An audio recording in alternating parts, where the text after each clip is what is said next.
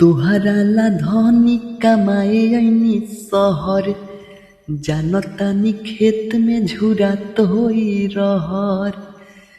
तुहरा ला धनी कमाए ऐनी शहर, जानतानी खेत में झुरात होई रहर। तो खाली करतारू जिद घरे आवे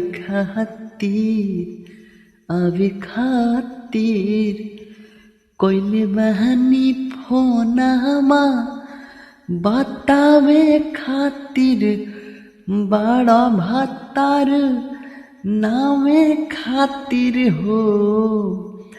हम तरा खले हब दोसर गेहूँ दामे खातिर हो, कि मरद रखले हब दोसर गेहूँ दामे खातिर हो।